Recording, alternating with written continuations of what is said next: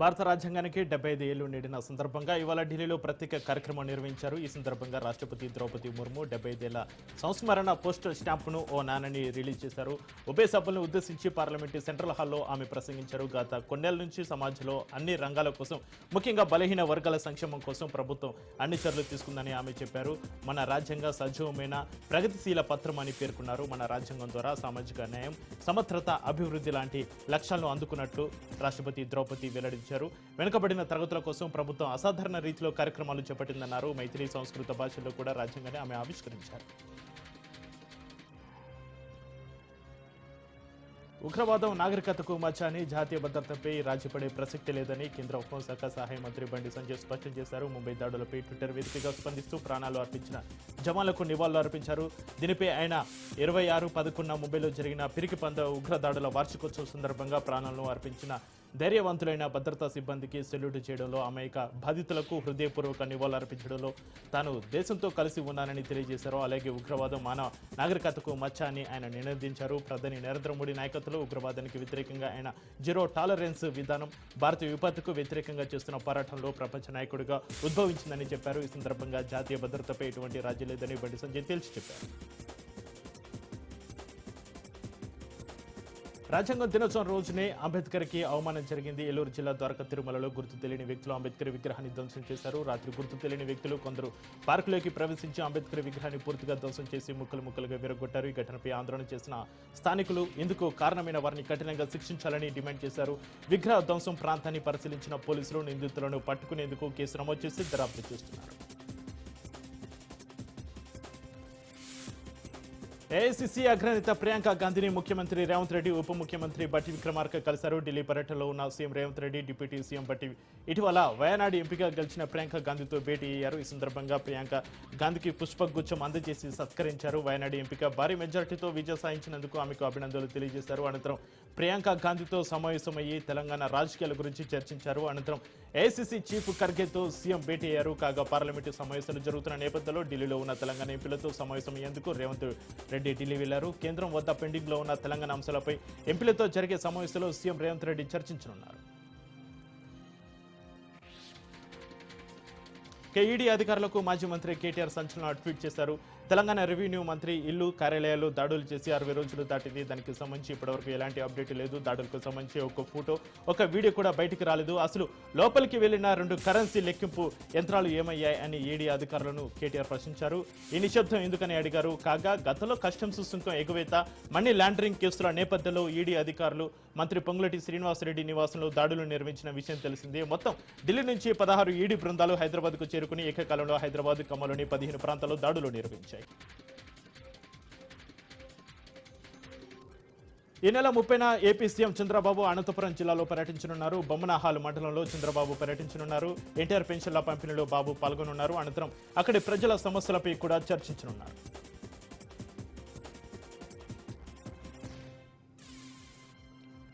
మంతని ప్రభుత్వ హాస్టల్లో నగ్న పూజల ఘటన కలకలం రేపుతుంది. నగ్న పూజల పేరుతో బాలికకు హాస్టల్లోని పనిచేసే వంట మనిషి మాయమాటలు చెప్పింది. బాలికకు డబ్బు ఆశ చూపించి నగ్న పూజలకు సహకరించాలని వంట మనిషి నమ్మించింది. భయంతో బాలిక హాస్టల్ నుంచి బంధువుల ఇంటికి వెళ్లిపోయింది. తల్లిదండ్రుల రావడంతో విషయం వారికి చెప్పింది. దీంతో హాస్టల్ వంట మనిషిని బాలిక తల్లిదండ్రులు నిలదీశారు. ఘటనపై పోలీసులకు ఫిర్యాదు చేయడంతో వంట మనిషిని అదుపులోకి తీసుకున్నారు.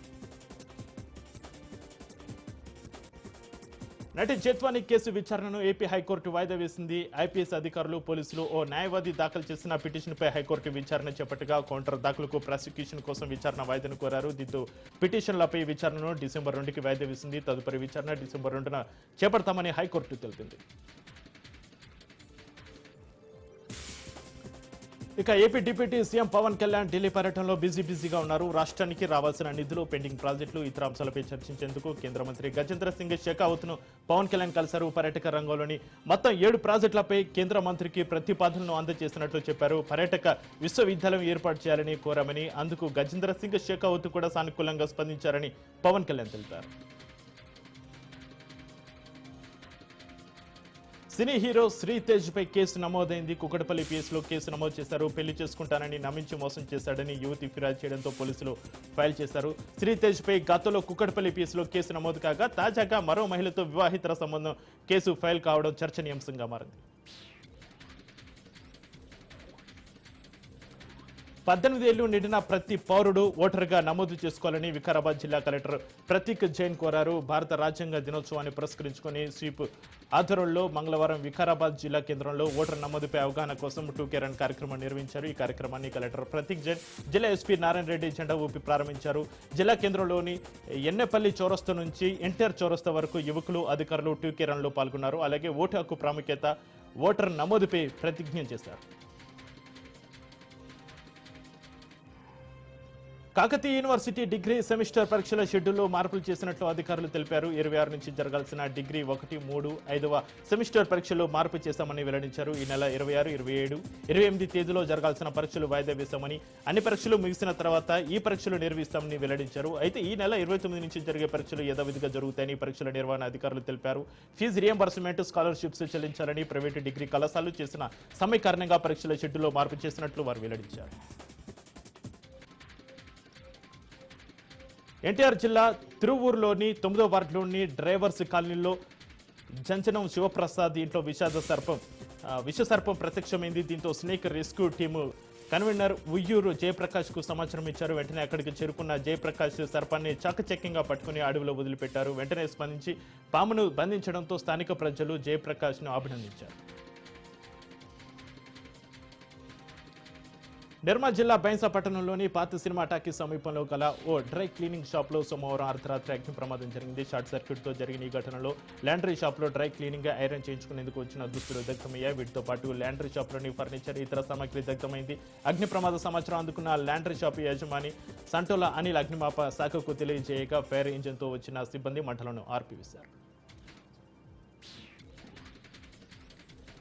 మంచిర్యాల జిల్లా లక్సెట్టిపేట మున్సిపాలిటీ పరిధిలోని ఉత్కూరు చౌరస్తా వద్ద లక్సెట్టిపేట అంబేద్కర్ పట్టణ మండల కమిటీ సభ్యులు అంబేద్కర్ విగ్రహానికి పూలమాలలు వేసి రాజ్యాంగ దినోత్సవ వేడుకలు నిర్వహించారు. ఈ సందర్భంగా వారు మాట్లాడుతూ బాబాసాహెబ్ అంబేద్కర్ రచించిన రాజ్యాంగంలోని రిజర్వేషన్ల మూలంగానే అందరికీ సమాన న్యాయం జరిగి విద్యా, ఉద్యోగ అవకాశాలు అందుతున్నాయని తెలిపారు. ప్రపంచ మేధావి డాక్టర్ బిఆర్ అంబేద్కర్ సూచించిన మార్గంలో మనమంతా నడిచి వారి ఆశయాల సాధనకు కృషి చేయాలని కోరారు. చిత్తూరు జిల్లా కుప్పంలో రాజ్యాంగ దినోత్సవ వేడుకలు ఘనంగా నిర్వహించారు. పట్టణంలోని అంబేద్కర్ విగ్రహానికి ప్రభుత్వ whip MLC Kancharla Srikanth, RTC vice chairman Muniratnam పూలమాల వేసి నివాళులర్పించారు. ఈ సందర్భంగా వారు మాట్లాడుతూ ప్రపంచంలోనే భారత రాజ్యాంగానికి మంచి గుర్తింపు ఉందన్నారు. అంబేద్కర్ రూపొందించిన రాజ్యాంగాన్ని దేశంలో ఆమోదించి నేటికి 75 ఏళ్లు పూర్తయిందని గుర్తు చేశారు. ప్రతి పౌరుడు రాజ్యాంగం గురించి తెలుసుకోవాలని సూచించారు. ఈ కార్యక్రమంలో టీడీపీ మున్సిపల్ అధ్యక్షుడు రాజ్ కుమార్, మున్సిపల్ కమిషనర్ శ్రీనివాసరావు తదితరులు పాల్గొన్నారు. తిరుపతి తిరుచనూరు పద్మావతి అమ్మవారి కార్తీక బ్రహ్మోత్సవాల సందర్భంగా హైదరాబాద్కు చెందిన స్వర్ణకుమార్ రెడ్డి 6 పరదాలు, 2 కుర్రలాలను విరాళంగా అందజేశారు. మంగళవారం అమ్మవారి కోయిల్ అల్వార్ తిరుమంచనంలో పాల్గొన్న జేఈఓ వీరబ్రహ్మను కలిసి పరదాలను అందించారు. అలాగే తిరుపతికి చెందిన సుధాకర్, జయచంద్రారెడ్డి, అరుణ్ కుమార్లు 4 పరదాలు, 25 హుండీ వస్త్రాలను విరాళంగా అందజేశారు. ఈ కార్యక్రమంలో deputy EO Govindarajan, AEO Devarajulu, అర్చకులు మణికంఠ స్వామి, బాబుస్వామి, ఇన్స్పెక్టర్ ప్రసాద్ పాల్గొన్నారు. భారతదేశంలోని అన్ని వర్గాల ప్రజల ప్రయోజనాలను కాపాడేది రాజ్యాంగమేనని, రాజ్యాంగాన్ని పరీక్షించే ప్రతి ఒక్కరూ దేశభక్తి కలిగిన వారేనని డాక్టర్ భానుమతి పేర్కొన్నారు. ఎస్సీ ఎస్టీ యునైటెడ్ ఫారం ఆధ్వర్యంలో రాజ్యాంగ దినోత్సవాన్ని ఘనంగా నిర్వహించారు. స్థానిక ఇంద్రపాలెం వంతెన వద్ద అంబేద్కర్ విగ్రహానికి పూలమాలలు వేసి నివాళులర్పించారు. ఈ సందర్భంగా ఆమె మాట్లాడుతూ ప్రపంచంలోనే భారత రాజ్యాంగానికి మంచి గుర్తింపు ఉందని చెప్పారు.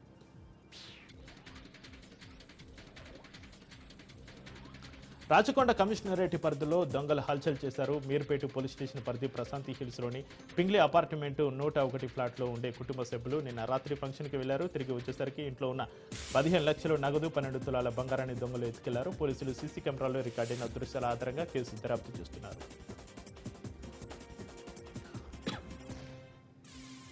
హైదరాబాద్ కేపీహెచ్బీ పోలీసులు అత్యుత్సాహం ప్రదర్శించారు.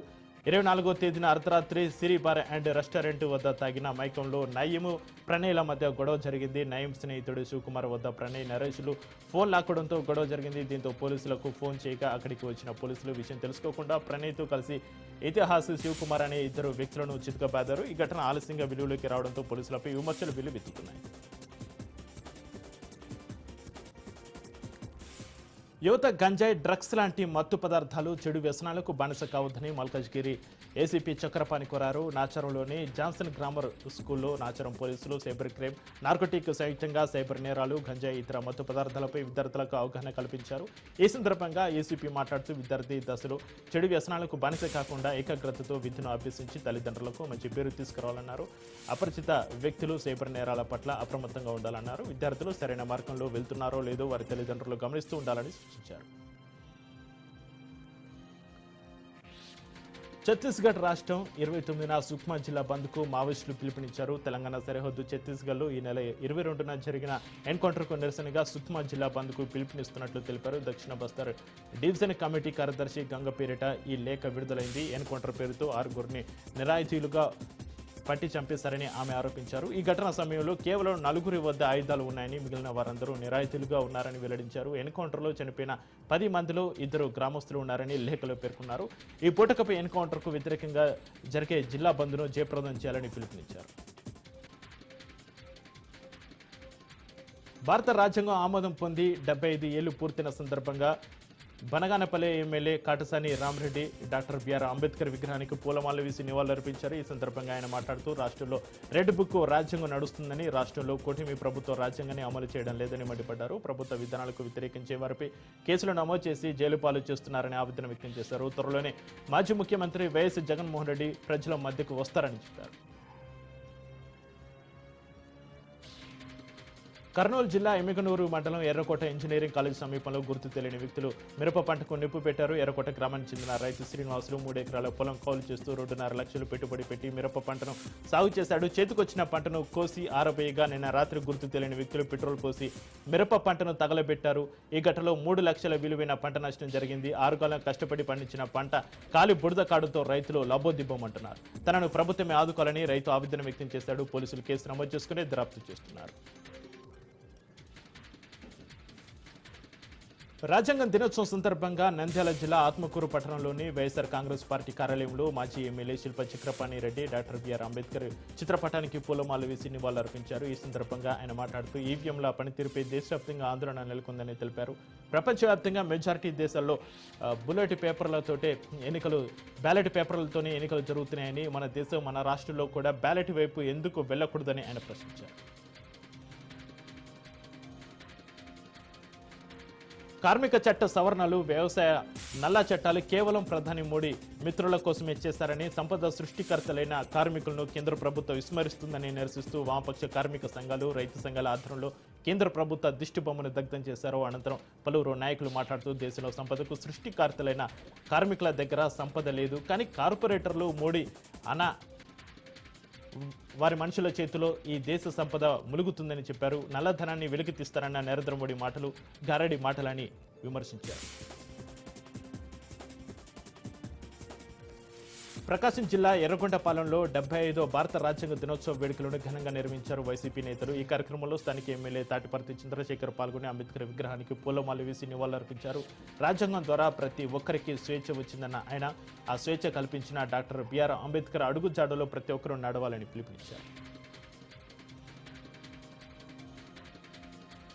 బాపట్ల జిల్లా చీరాలలో మున్సిపల్ చైర్మన్ జంచనం శ్రీనివాసరావు ఆధ్వర్యంలో 75వ రాజ్యాంగ ఆమోద దినోత్సవ వేడుకలు నిర్వహించారు. ఈ కార్యక్రమంలో వైసీపీ ఇన్ఛార్జి కరణం వెంకటేష్ ముఖ్య అతిథిగా హాజరయ్యారు. స్థానిక ముక్కోణం పార్కు వద్ద గల డాక్టర్ బిఆర్ అంబేద్కర్ కాంస్య విగ్రహానికి పలువురు వైసీపీ శ్రేణులతో కలిసి కరణం వెంకటేష్ పూలమాల వేసి నివాళులర్పించారు. ఎన్నో స్థానిక సమస్యలు తన దృష్టికి వస్తున్నాయని, వాటిని త్వరలోనే అధిగమిస్తామని ఆయన అన్నారు. అంబేద్కర్ ఆశయాల సాధనకు పాటుపడతామని కరణం వెంకటేష్ తెలిపారు. ప్రస్తుత ఏపీ శాసనసభ డిప్యూటీ స్పీకర్ రఘురామకృష్ణరాజును గత ప్రభుత్వంలో చిత్రహింసలకు గురి చేసిన కేసులో సిఐడి మాజీ అదనపు ఎస్పీ విజయపాల్ ఈరోజు ప్రకాశం జిల్లా ఎస్పీ దామోదర్ ఎదుట విచారణకు హాజరయ్యారు. ఈ కేసులో ఈ నెల 13న పోలీసులు విజయపాల్ను విచారించారు. అయితే విచారణలో ఆయన తనకేమీ తెలియదు, గుర్తు లేదనే సమాధానాలు విచారణల అధికారులకు చెప్పారు. అనంతరం ముందస్తు బెయిల్ కోసం హైకోర్టులో పిటిషన్ దాఖలు చేశారు. అయితే కోర్టు దానిని 24వ తేదీన కొట్టేసింది. దీంతో సుప్రీంకోర్టులో స్పెషల్ లీవ్ పిటిషన్ దాఖలు చేశారు. అయితే సుప్రీంకోర్టు కూడా సోమవారం ఆ పిటిషన్ను కొట్టివేసింది. దీంతో ఈరోజు విజయపాల్ ప్రకాశం జిల్లా ఎస్పీ ఎదుట విచారణకు హాజరయ్యారు. పోలీసులు ఆయనను విచారించి సరైన సమాధానాలు చెప్పకుంటే విజయపాల్ను అరెస్టు చేసే అవకాశం ఉన్నట్టుగా తెలుస్తోంది. వికారాబాద్ జిల్లా పరిగి మండలం మాదారం ప్లైవుడ్ ఫ్యాక్టరీలో మోహిత్ కుమార్ అనే కార్మికుడు ఫ్యాక్టరీలోని ఓ గదిలో ఉరి వేసుకుని అనుమానాస్పద స్థితిలో ఆత్మహత్య చేసుకున్నాడు. మోహిత్ కుమార్ ఉత్తరప్రదేశ్ లక్నో జిల్లాలోని మొనవ్ గ్రామానికి చెందిన వ్యక్తిగా స్థానికులు గుర్తించారు. ఆత్మహత్య చేసుకున్న వ్యక్తిని నిన్న అర్ధరాత్రి పోస్టుమార్టం కోసం పరిగి ప్రభుత్వ ఆసుపత్రికి తరలించారు. పోలీసులు కేసు నమోదు చేసుకుని దర్యాప్తు చేస్తున్నారు.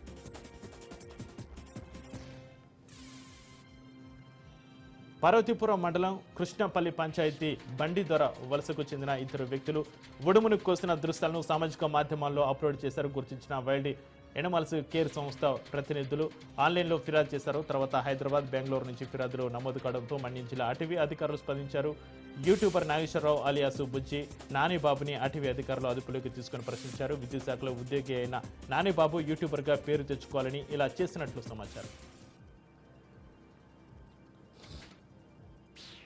సాలూరు టౌన్లోని దుర్గాదేవి ఆలయం దగ్గరలో అయ్యప్ప స్వాముల విశ్రాంతి భోజనాల నిర్మాణానికి స్త్రీ శిశు సంక్షేమం గిరిజన శాఖ మంత్రి గుమ్మడి సంధ్యారాణి భూ పూజ చేశారు. 1 సెంటు భూమి కొనుగోలుకు 1,28,000 విరాళంగా ఇస్తున్నట్లు మంత్రి ప్రకటించారు.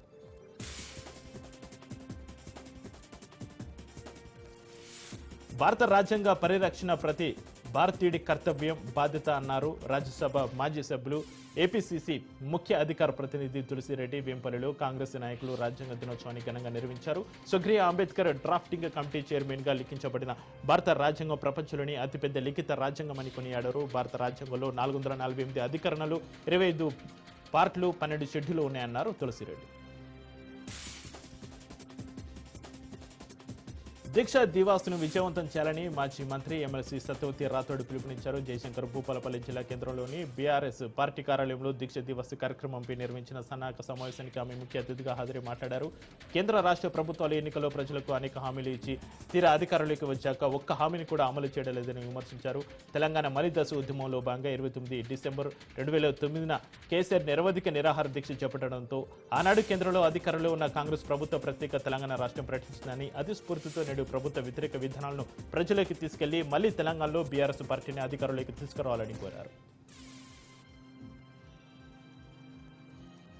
మంచిర్యాల జిల్లా జన్నారం మండలం మందపల్లిలో హైకోర్టు రిటైర్డ్ జడ్జి చంద్రకుమార్ రైతులతో సమావేశమయ్యారు.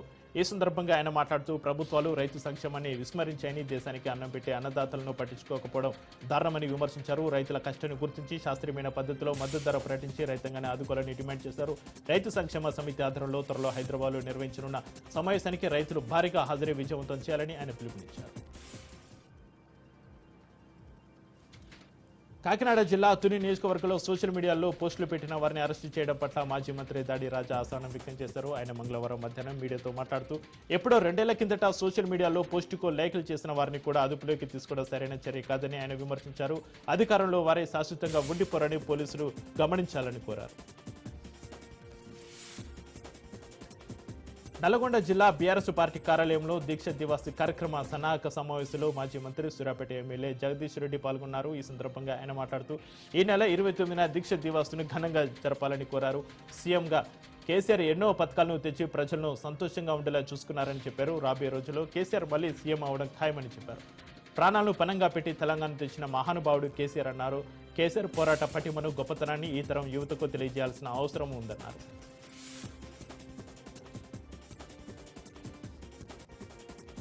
సూర్యాపేట జిల్లా కోదాడ మండలం నల్లబండగూడెం పిఏసిఎస్ కొనుగోలు కేంద్రాన్ని additional collector Rambabu, Kodad RDO Suryanarayana పరిశీలించారు. ఈ సందర్భంగా కొనుగోలు కేంద్రంలో రైతులకు కల్పిస్తున్న వసతులపై అధికారులను అడిగి తెలుసుకున్నారు. అనంతరం ధాన్యం తేమ శాతాన్ని పరిశీలించారు. రైతులు ధాన్యాన్ని ఎప్పటికప్పుడు ఆరబెట్టుకుని కేంద్రాలకు తీసుకొస్తే కాంటాలు త్వరితగతిన వస్తాయన్నారు. అధికారులు రైతులకు ఎలాంటి ఇబ్బందులు లేకుండా తగిన చర్యలు తీసుకోవాలని ఆదేశించారు. హైదరాబాద్ పాత బస్తీలోని పలు హోటల్స్పై పోలీసులు తనిఖీలు చేశారు. బార్కస్ నుంచి పహాడీ షరీఫ్ వరకు పోలీసులు ఆకస్మిక సోదాలు నిర్వహించారు. తలుపులు మూసివేసి రాత్రంతా హోటల్స్ నడిపిస్తున్నారన్న సమాచారంతో పోలీసులు ఈ సోదాలు నిర్వహించారు. హోటల్స్ నిర్వాహకులతో పాటు కస్టమర్లకు పోలీసులు కౌన్సిలింగ్ ఇచ్చారు. రాత్రిపూట హోటల్స్ నడిపిస్తే చర్యలు తీసుకుంటామని పోలీసులు హెచ్చరించారు. తిరుపతి జిల్లా చంద్రగిరి మాజీ ఎమ్మెల్యేపై పోలీసులు కేసు నమోదు చేశారు. ఎల్లమంద మైనర్ బాలికపై అత్యాచారం జరిగినట్టు ఎమ్మెల్యే దుష్ప్రచారం చేశారు. అయితే ప్రభుత్వ హాస్పిటల్లో బాలికకు వైద్య పరీక్షలు నిర్వహించి ఎలాంటి అగత్యాలు జరగలేదని పోలీసులు నిర్ధారించారు. వాస్తవాలు తెలుసుకోకుండా మైనర్ పట్ల దుష్ప్రచారం చేసినందుకు గాను మాజీ ఎమ్మెల్యే చెవిరెడ్డిపై పోలీసులు పలు కేసులు నమోదు చేశారు. ప్రీ లాంచ్ ఆఫర్ పేరుతో డబ్బులు వసూలు చేసి మోసం చేశారు దంపతులు. ప్రీ లాంచ్ పేరుతో ప్లాట్లను కొనుగోలుదారులకు అందించకుండా తప్పించుకుని తిరుగుతున్న R homes infra developers chairman Bhaskar 200 మంది కస్టమర్స్ నుంచి 48 కోట్ల రూపాయలు వసూలు చేశారు. దీనిపై ఇన్ఫ్రా డెవలపర్స్ దంపతులను నిలదీయగా పరారయ్యారు. దీంతో రంగులకు దిగిన ఈఓడబ్ల్యూ పోలీసులు దంపతులను అరెస్టు చేసి రిమాండ్కు తరలించారు. హైదరాబాద్లో విషాద ఘటన ఒకటి చోటు చేసుకుంది. నోట్ల చపాతీ ఇరుక్కొని 6వ తరగతి బాలుడు ప్రాణాలు కోల్పోయాడు. భోజన సమయంలో లంచ్ బాక్స్లో చపాతీలను రోల్ మాదిరి చుట్టుకొని ఒకేసారి నోట్లో పెట్టుకునే ప్రయత్నం చేయడంతో అవి గొంతుకు అడ్డం పడి ప్రాణాలు విడిచారు. ఓ ప్రైవేటు స్కూల్లో మధ్యాహ్న భోజన సమయంలో లంచ్ బాక్స్లో తెచ్చుకున్న చపాతీలను తినే క్రమంలో రోల్ మాదిరి చేసుకుని ఆ చిన్నారి నోట్లో పెట్టుకుని ప్రయత్నం చేసి అయితే చపాతీలు గొంతులో ఇరుక్కుపోవడంతో ఉక్కిరి బిక్కిరి అపస్మారక స్థితికి చేరాడు. ప్రథమ చికిత్సలో జాప్యం జరగడంతో 6వ తరగతి బాలుడు ప్రాణాలు కోల్పోవాల్సి వచ్చింది. పాఠశాలకు వెళ్లిన బాలుడు సౌమ్య రావడంతో తల్లిదండ్రులు కన్నీరు మున్నీరవుతున్నారు. సికింద్రాబాద్ ఓల్డ్ బోయిగూడకు చెందిన గౌతమ్ జైన్ కుమారుడు వీరేన్ జైన్ పరేడ్ గ్రౌండ్ సమీపంలోని అక్షర వాగ్దేవి ఇంటర్నేషనల్ స్కూల్లో 6వ తరగతి చదువుతున్నాడు. గోల్కొండ పోలీస్ స్టేషన్ పరిధిలోని ఇబ్రహీం బాగ్ వద్ద కాలేజీ విద్యార్థులు ప్రయాణిస్తున్న ఆటో రోడ్డు ప్రమాదానికి గురైంది. లంగర్ హౌస్ నుంచి ఇబ్రహీం బాగ్కు ఆటోలో వెళ్తున్న కాలేజీ విద్యార్థులు ఆటో పంచర్ కావడంతో ముందున్న మరో ఆటోను ఢీకొట్టింది. ఈ ఘటనలో విద్యార్థులకు తీవ్ర గాయాలయ్యాయి. వారిని హుటాహుటిన స్థానికులు లంగర్ హౌస్లోని ప్రైవేట్ హాస్పిటల్కు తరలించారు. ఘటన సమయంలో ఆటోలో సుమారు 5 విద్యార్థులు ఉన్నట్లుగా సమాచారం. ఖమ్మం ఇల్లందు క్రాస్ రోడ్లో పత్తి లోడుతో వెళ్తున్న ట్రాక్టర్ బోల్తా పడింది. కామెపల్లి నుంచి వ్యవసాయ మార్కెట్కు పత్తి తీసుకెళ్తుండగా ఈ ఘటన చోటు చేసుకుంది. ట్రాక్టర్ డ్రైవర్ అతివేగంగా అజాగ్రత్తగా నడపడం వల్లే ట్రాక్టర్ మళ్లీ పల్టీ కొట్టిందని స్థానికులు తెలిపారు. ఎప్పుడు రద్దీగా ఉండే ఇల్లందు క్రాస్ రోడ్లో ఘటన జరిగిన సందర్భంలో పరిసరాల్లో ఎవరూ లేకపోవడంతో పని ప్రమాదం తప్పింది. సూర్యాపేట జిల్లా కోదాడ మండలం దొరకొంట వద్ద సిమెంట్ లారీ దగ్ధమైంది. తెల్లవారుజామున ఆగి ఉన్న లారీని మరో లారీ వెనుక నుంచి ఢీకొట్టింది. కోదాడ నుంచి విజయవాడ వెళ్తుండగా ఈ ప్రమాదం చోటు చేసుకుంది. ప్రమాదంతో షార్ట్ సర్క్యూట్ అయి లారీలో మంటలు చెలరేగా. లారీ నాగార్జున సిమెంట్ ఫ్యాక్టరీ నుంచి కొండపల్లి వెళ్తున్నట్టుగా గుర్తించారు. తెలంగాణ ప్రభుత్వం మూసీ సుందరీకరణ అభివృద్ధి కోసం ప్లాన్ చేస్తుంటే మరోవైపు కెమికల్ మాఫియా అందులో విష పదార్థాలు వదులుతున్నారు. రంగారెడ్డి జిల్లా మూసీలో మాఫియా కెమికల్ విష పదార్థాలు వదులుతున్నారు. అర్ధరాత్రి సమయంలో ఏకంగా అండర్ గ్రౌండ్కు పైప్ లైన్ వేసి కెమికల్ వదులుతున్నారు. రోజు ₹1,00,000 డిమాండ్ చేసి మాఫియా ఈ విష పదార్థాలు వదులుతుంది. మూసీలోకి రోజు 20,000 లీటర్ల హైడ్రోక్లోరైడ్ యాసిడ్ కెమికల్ను వదులుతున్నారు. అయితే వారం రోజులుగా మాటి వేస్తున్న స్థానికులు ఎటకిలకు మాఫియాను పట్టుకుని పోలీసులకు అప్పగించారు. ఈ వ్యవహారం 5 ఏళ్లుగా జరుగుతుందని అయినా సంబంధిత అధికారులు చూసి చూడనట్టుగా వేరుస్తున్నారని స్థానికులు ఒకవైపు ఆరోపిస్తున్నారు. పార్వతీపురం మన్యం జిల్లా సాలూరు ఘాట్ రోడ్లో రోడ్డు ప్రమాదం జరిగింది. ఆంధ్ర ఒరిస్సా సరిహద్దు ప్రాంతంలో ఈ ప్రమాదం సంభవించింది. సాలూరు మండలం దొరల తాడి వలస పనులకు వెళ్తున్న కూలీల ట్రక్ బోల్తా పడినట్లు పోలీసులు తెలిపారు. ఈ ప్రమాదంలో 14 మందికి గాయాలు కాగా శోభిత అనే మహిళ మృతి చెందింది. బాధితులను సమీపంలో ఉన్న పొట్టంగి ఆసుపత్రికి తరలించి చికిత్స అందిస్తున్నారు. బాధితులు ఒరిస్సాకు చెందిన వారిగా పోలీసులు గుర్తించారు. కుకటపల్లి నియోజకవర్గంలో 504 మంది లబ్ధిదారులకు కళ్యాణ లక్ష్మి షాదీ ముబారక్ చెక్కును ప్రభుత్వ విప్ పట్నం మహేందర్ రెడ్డి ఎమ్మెల్యే మాధవరం కృష్ణారావు అందజేశారు. కుకటపల్లి అభివృద్ధికి ఎన్ని నిధులైనా ఇస్తామన్నారు పట్నం మహేందర్ రెడ్డి.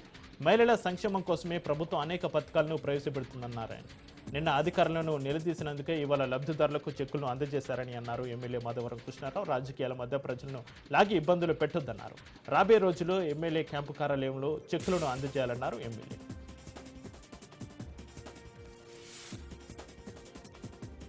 చిత్తూరు జిల్లా కుప్పం నియోజకవర్గంలో టీడీపీ నాయకులు అక్రమాలకు పాల్పడుతున్నారంటూ పలువురు ఫిర్యాదు చేశారు. రాత్రి సమయంలో గ్రానైట్ రాళ్లు, రేషన్ బియ్యం అక్రమంగా తరలించారు. లారీల ద్వారా తమిళనాడు, కర్ణాటకకు తరలించారు. అయితే లారీలను పలుమార్లు సీజ్ చేసినప్పటికీ అధికారులు పట్టించుకోవడం లేదని ఆరోపించారు పలువురు. అయితే గత ప్రభుత్వంలో మాత్రం గ్రానైట్ వ్యాపారస్తులు అక్రమంగా పనులు చేస్తుండటంతో విజిలెన్స్ అధికారులు గ్రానైట్ రాళ్లను స్వాధీనం చేసుకున్నారు. తెలంగాణలో చలి పంజా విసురుతోంది. తెలంగాణ వ్యాప్తంగా అన్ని జిల్లాల్లో 15 డిగ్రీలలోపు కనిష్ట రాత్రి ఉష్ణోగ్రతలు నమోదవుతున్నట్టు వాతావరణ శాఖ అధికారులు వెల్లడించారు. ఉత్తర మధ్య తెలంగాణ జిల్లాలో చలి తీవ్రత ఎక్కువగా ఉన్నదని చెబుతున్నారు. కొమరంభీం, ఆసిఫాబాద్ జిల్లాలో రాష్ట్రంలోని అత్యంత కనిష్ట ఉష్ణోగ్రతలు రికార్డు అవుతున్నాయి. సిర్పూర్ యూలో రికార్డు స్థాయిలో 8.3 డిగ్రీల సెల్సియస్ ఉష్ణోగ్రత నమోదైనట్టు అధికారులు వెల్లడించారు. సంగారెడ్డి జిల్లా కోహిర్లో అత్యల్పంగా 8.8, ఆదిలాబాద్ జిల్లా బేలాలో 9.9 డిగ్రీలు నమోదైంది. జోగులాంబ గద్వాల్లో 15.1, సూర్యాపేటలో 15.6, వనపర్తిలో 15.9 డిగ్రీలుగా నమోదైంది. చలి తీవ్రత పెరుగుతున్న నేపథ్యంలో ప్రజలు తగిన జాగ్రత్తలు తీసుకోవాలని డాక్టర్లు సూచించారు. ప్రతి ఏడాది డిసెంబర్లో ఉష్ణోగ్రతలు తక్కువ స్థాయికి పడిపోతుంటాయి. ఈ ఏడాది కొన్ని జిల్లాల్లో నవంబర్లోనే చలి తీవ్రత విపరీతంగా పెరిగింది. 10 ఏళ్లతో పోల్చితే ఈ నెల 23న రాత్రి 4 జిల్లాల్లో కనిష్ట ఉష్ణోగ్రతలు నమోదైనట్టు వాతావరణ శాఖ అధికారులు వెల్లడించారు.